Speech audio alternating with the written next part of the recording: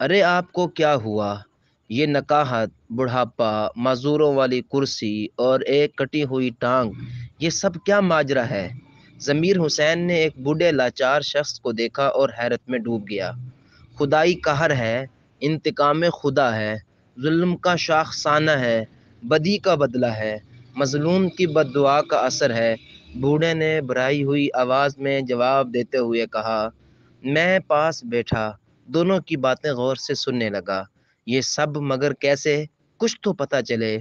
ضمیر حسین نے اسے جستجو بھری نظروں سے دیکھا۔ ضمیر، آپ تو جانتے ہی ہیں کہ میں ایک زمیندار انسان تھا، کڈیل جوان تھا، دولت مجھ پر عاشق تھی، میں اپنے سوا کسی کو خاطر میں نہیں لاتا تھا۔ میں نے دولت اور طاقت کے نشے میں مست ہو کر ایک غریب محنت کش کو قتل کر دیا۔ مجھ پر پرچہ کٹ گیا، مجھے عدالت کا سامنا کرنا پڑا اور میں پسے زندان چلا گیا۔ دوبارہ پیشی پر میں نے ایک سینئر جج کو خرید لیا اور فیصلہ اپنی مرضی کا لکھوایا اور جیل سے رہا ہو گیا۔ مقتول کے معصوم بچے مجھے دیکھ کر اندر ہی اندر کڑتے، لیکن میرا کچھ نہیں کر سکتے تھے۔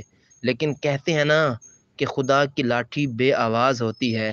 میرا ایک خوفناک ٹریفک حادثہ ہو گیا جس کی وجہ سے میری ایک ٹانگ کٹ گئی اور ہمیشہ کے لیے معذوری محتاجی میرا مقدر بن گئی۔